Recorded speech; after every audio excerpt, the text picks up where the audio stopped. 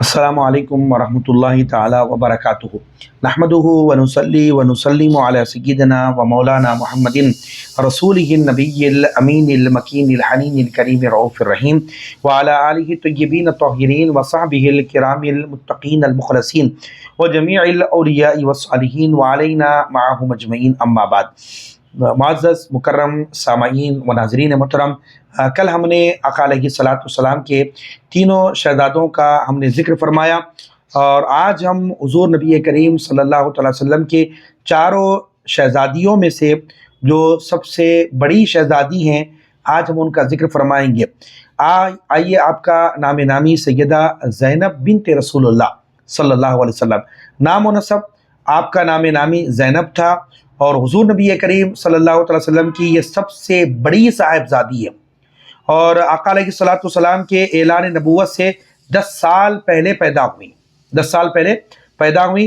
और सैयदा ज़ैनब रज़ी अल्लाह ताला अन्हा आप जो है शहजादी हैं उम्मुल मोमिनीन हज़रत बीबी खदीजतुल कुबरा सलामुल्लाहि अलैहा के बत्न मुबारक से आप तवल्लुद हुई और आप रज़ी अल्लाह ताला अन्हा का जो सिलसिला नसब है, हज़रत ज़ैनब रज़ी अल्लाह ताला अन्हा का जो सिलसिला नसब है, ज़ैनब बिन्त रसूलुल्लाह सल्लल्लाहु अलैहि वसल्लम बिन अब्दुल्लाह रज़ी अल्लाह ताला अन्हु बिन अब्दुल मुत्तलिब बिन हाशिम है, आपका ये सिलसिला नसब है। निकाह, अभी बात याद रख लेंगे, हज़रत ज़ैनब रज़ी अल्लाह ताला अन्हा का जो निकाह है वो कम सिनी में यानी कम उम्री में जो है बेसत नबूवत से कबल यानी हुज़ूर नबी करीम के ऐलान नबूवत से कबल इनके जो खालाजाद भाई थे, हज़रत ज़ैनब के जो खालाजाद भाई थे अबुल आस रज़ी अल्लाह ताला अन्हु से हुआ, अबुल आस बिन रबी से हुआ आपका निकाह। और जिनका नाम क्या था, असल में लकीब था, लेकिन आप जो उनकी कुनियत से आप जो मशहूर हुए अबुल आस, इसी से आप मशहूर हुए। और हिजरत के ताल्लुक से ये बातें आपकी बयान करते चलूँगा। रसूल पाक सल्लल्लाहु अलैहि वसल्लम के मनसब रिसालत पर फाइज होते ही यानी आका अलैहिस्सलाम के ऐलान नबूवत के फ़ौरन बाद हज़रत ज़ैनब रज़ी अल्लाह ताला अन्हा हुज़ूर की ये शहजादी, उन्होंने फ़ौरन ईमान ले आई। इनके जो शौहर थे अबुल आस, ये बदस्तूर अपने मज़हब पर वो कायम रहे और कुफ़ार मक्का ने बहुत कोशिशें की कि अबुल आस को कहा कि तुम जो है हज़रत ज़ैनब को, हुज़ूर की ये शहजादी को तुम, क्योंकि वो ईमान ला चुकी हैं तो लिहाजा अब तुम उनको क्या करो, तलाक दे दो। लेकिन अबुल आस ने क्या किया, कुफ़ार को साफ साफ इनकार कर दिया कि मैं हज़रत ज़ैनब को छोड़ने वाला नहीं हो।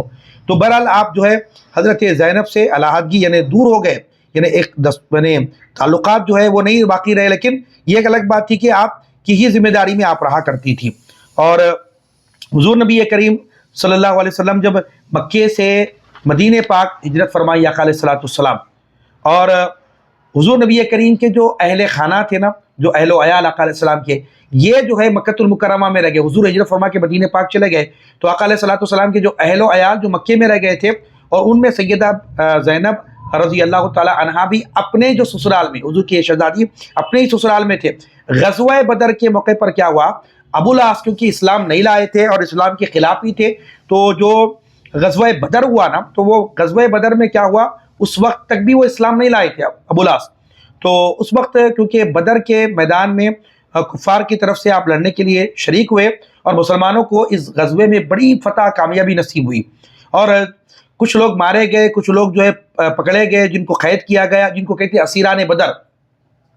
हज़रत अबुल आस क्योंकि उस वक्त इस्लाम नहीं लाए थे आप भी क्या थे, उन असीरों में, उन कैदियों में आप भी शामिल थे। और ये बात तयशुदा हुई कि जो है या तो जो है कैदियों को अगर कोई छुड़ाना चाहते तो रकम देकर वो छुड़ा लिया जाए। तो बस मक्के वालों ने जब अपने अजीज कैदियों को फिदिये देकर जो है वो मदीने पाक को फिदिया भिजा दिए और अपने अपने जो है लोगों को वो आज़ाद करवाना शुरू की। हज़रत ज़ैनब को मालूम हुआ कि आपके खावंद भी अबुल आस क्योंकि उस वक्त इस्लाम नहीं लाए थे, कुफ़ार मक्का की तरफ से वो जंग बदर में मुसलमानों के खिलाफ लड़ते हुए वो जो है कैद कर लिए गए, कैदी बना लिए गए उस जंग के बाद। तो आप क्या करें, अपने खावंद अबुल आस को आप आज़ाद कराने के लिए एक अपना गले का एक हार था वो उतार कर उम्मुल मोमिनीन जो बीबी खदीजतुल कुबरा सलामुल्लाहि अलैहा ने आपको जहेज़ में दिया था, तो वो क्या किया, आप वो हार देकर आप मदीने पाक को भिजा दिए अब कि मेरे खावंद अबुल आस को आज़ाद कर दिया जाए फिदिये के तौर पे। जब रसूल पाक की बारगाह में वो हार पेश किया गया तो हुज़ूर नबी करीम को ام المومنین بی خدیجۃ الکبریٰ سلام اللہ علیہا کی یاد آ گئے آپ کو، اور آقا علیہ الصلوۃ والسلام غمگین ہو گئے، حضور نبی کریم کی آنکھ سے آنسو بہنے لگے۔ حضور نبی کریم نے فرمایا کیا بات ہے؟ کہا کہ آپ کی شہزادی زینب جو ہے اپنے خاوند ابو العاص کو آزاد کرانے کے لیے فدیہ کے طور پر یہ ہار کو بھیجا ہے۔ تو آپ آقا علیہ السلام نے ابو العاص کو بلایا اور فرمایا کہ ٹھیک ہے تم کو آزاد کر دیا جائے گا، مگر ایک بات پر ایک وعدہ کرنا ہوگا تمہارے کو۔ بولے وعدہ کیا ہے؟ رہائی کے بعد، رہائی کے بدلے تم کو تو آزاد کیا جا رہا ہے، مگر رہائی کے بدلے کیا کرنا ہے؟ مکہ المکرمہ جا کر زینب کو جو ہے مدینہ شریف کو تم کو بھی جانا ہوگا۔ تو ابو العاص نے وعدہ کر لیا۔ حضور نبی کریم نے زید بن حارثہ اور دیگر اصحاب کو مکہ المکرمہ بھیجا کہ وہ سیدہ زینب رضی اللہ تعالی عنہا کو مدینہ شریف لے آئے۔ تو ابو العاص پہلے چلے گئے تھے، انہوں جو ہے جا کے اپنے چھوٹے بھائی کنانہ کے ساتھ سیدہ زینب کو مدینہ پاک روانہ کیا۔ تو راستے میں ہی جو ہے، کیونکہ ادھر مدینے سے حضرت زید بن حارثہ نکلے، ادھر جو ہے ابو العاص اپنے چھوٹے بھائی کے ہاتھ سے اپنی زوجہ حضرت زینب جو رسول پاک کی شہزادی تھی ان کو جو ہے آپ نے بھجا دیا۔ تو بہرحال زینب کو راستے میں حضرت زید بن حارثہ مل گئے۔ پھر کنانہ نے کیا کیا؟ حضرت زینب رضی اللہ تعالی عنہا کو حضرت زید بن حارثہ کے حوالے کر دیا۔ تو اس طرح جو ہے حضرت زینب رضی اللہ تعالیٰ عنہ مدینہ شریف آپ پہنچ گئی۔ اب اس کے بعد کیا ہوا کہ ابو العاص تو مکہ المکرمہ میں رہے۔ پھر اس کے بعد اتفاق سے کیا ہوا کہ اب کے ان کے ایمان لانے کا واقعہ بھی آپ کے سامنے رکھتا چلو کہ زینب رضی اللہ تعالیٰ جو کہ اپنے جو شوہر ابو العاص کے قبول اسلام کا واقعہ کیسا ہے، اس طرح وہ آپ کے سامنے رکھتا چلوں گا کہ وہ آپ مکہ المکرمہ جانے کے بعد تقریباً 2.5 سال تک مکہ المکرمہ کے اندر رہے ابو العاص۔ پھر اس کے بعد کیا کرے، 6 ہجری کو ابو العاص کیا کرے کہ مال تجارت لے کے قافلے کے ساتھ آپ روانہ ہوئے۔ تو حضور نبی کریم نے حضرت زید بن حارثہ کو 170 سواروں کے ساتھ قافلے کا تعاقب بھی بھیجا۔ ایک بڑا قافلہ تھا تجارت کے مال کے ساتھ، تو وہ تعاقب کے لیے بھیجا۔ چنانچہ جو ہے اس وقت میں حضرت زید بن حارثہ 170 سواروں کو لے کر جو ہے آپ پہنچ کر قافلے پر حملہ کر دیا، اور یوں تمام مال و اسباب میں قبضہ کر لیا گیا پورا اس میں۔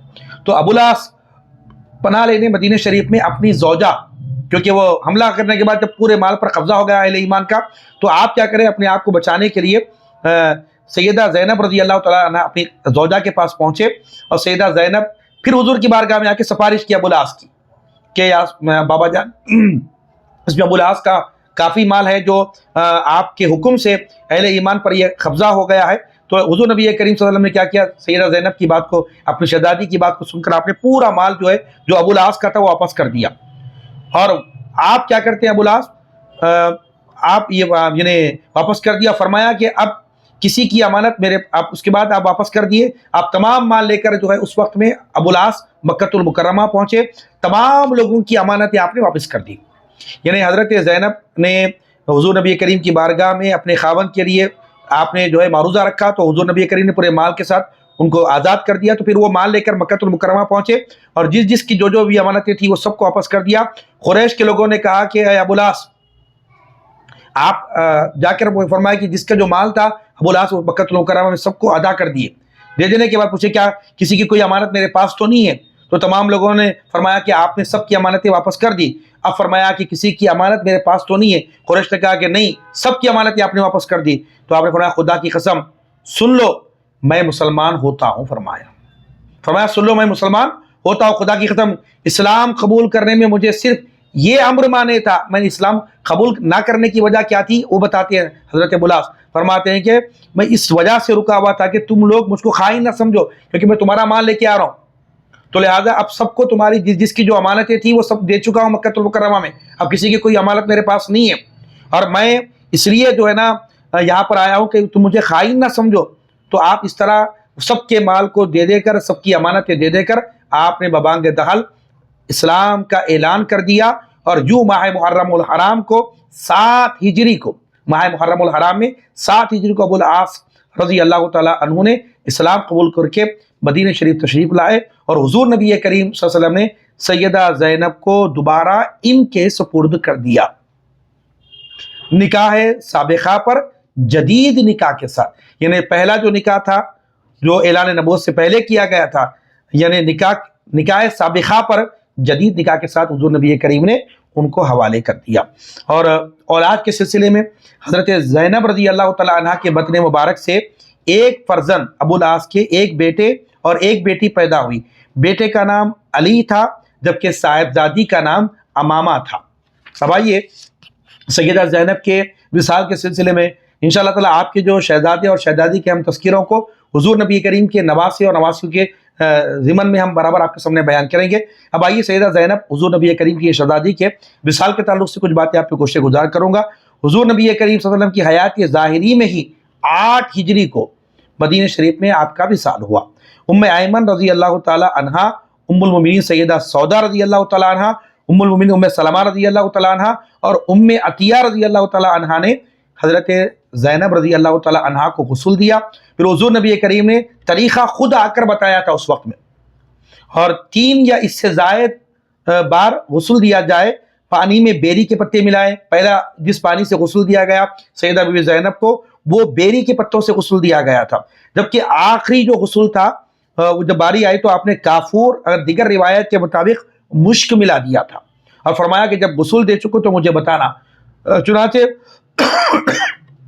غسل کے بعد حضور نبی کریم صلی اللہ علیہ وسلم نے اپنی جو چادر تھی وہ جو تیبن جو ہے آپ جو ان کو عطا کیا، فرمایا ان کی کفن بنا دیا جائے، فرمایا یعنی کفن کا کپڑا بنا دیا جائے. تو پتہ یہ چلا سبحان اللہ حضور نبی کریم صلی اللہ علیہ وسلم کی یہ جو شہزادی ہیں سرکار دو عالم نے ان کو 3 پانی سے غسل دینے کا حکم فرمایا، اور حتیٰ کہ اپنی جو چادر تھی آقا علیہ السلام نے عطا کی، فرمایا کہ میری یہ شہزادی کو یہ چادر میں کفن دیا جائے. اور ایک روایت کے مطابق یہ کہ غسل کا آغاز دائیں جانب سے یعنی اعضائے وضو سے کیا جائے. ام عطیہ فرماتی ہیں کہ ہم نے ان کے بالوں سے 3 لٹیں بنائی اور انہیں پشت پر ڈال دیا، اور حضور نبی کریم نے نماز جنازہ پڑھائی اور خود قبر میں اترے اور انہیں سپرد خاک کیا. سبحان اللہ. پتہ کیا چلا کہ آقا علیہ السلام نے خصوصیت کے ساتھ اپنی شہزادی کا ایسا اہتمام کیا. ان کے وصال کے بعد آقا علیہ السلام ان کی خود نماز جنازہ پڑھائی اور آقا علیہ السلام خود بنفس نفیس ان کی قبر میں اترے اور انہیں اپنے ہاتھوں سے جو ہے انہیں آپ کو آپ نے دفن فرمایا. اور آپ صلی اللہ علیہ وسلم کے چہرے مبارک پر اس وقت حزن و ملال کے آثار نمایاں تھے. حضور نبی کریم بہت مغموم تھے اور آقا علیہ السلام کی آنکھوں سے بے ساختہ آنسو بہ رہے تھے، جس کا تذکرہ امام بخاری امام مسلم نے اپنی کتابوں میں بیان فرمایا. اور آقا علیہ السلام فرما رہے تھے کہ زینب میرے سب سے اچھی لڑکی تھی، فرماتے ہیں آقا علیہ السلام، یعنی میری بیٹیوں میں سب سے اچھی لڑکی آقا فرماتے ہیں، اور جو میری محبت میں ستائی گئی، فرماتے ہیں آقا علیہ السلام. مطلب یہ تھا کہ حضرت زینب رضی اللہ تعالی عنہا نے دعوت حق قبول کرنے کے بعد بے شمار مصائب جھیلے. کبھی محبوب شوہر، کبھی بچوں سے دوری، کبھی اپنے رحیم و کریم بابا جان سے جدائی کا صدمہ، اور اس کے علاوہ دوران ہجرت پیش آنے والی مشکلات کا انہوں نے سامنا کیا. یعنی اسلام لانے کے بعد جو تکالیفیں سیدہ زینب نے برداشت کی، ایک تو شوہر کی جدائی، بچوں کی جدائی، والدین کی جدائی، یہ تمام، پھر ہجرت کی جدائی، یہ ہجرت کا جو ہے غم، یہ تمام مصائب مشکلات سے سیدہ بی بی زینب رضی اللہ تعالی عنہا آپ گزری. آقا علیہ السلام نے اس کا ذکر فرمایا. الغرض کے سیدہ زینب رضی اللہ تعالی عنہا نے اللہ اس کے رسول کی محبت میں بہت دکھ جھیلے، جس کے باعث نبی کریم ان کے جو ہے مناقب کو ارشاد فرمایا کرتے، اپنی زبان سے بیان فرمایا کرتے، جن کی عظمت کو، جن کے مناقب کو.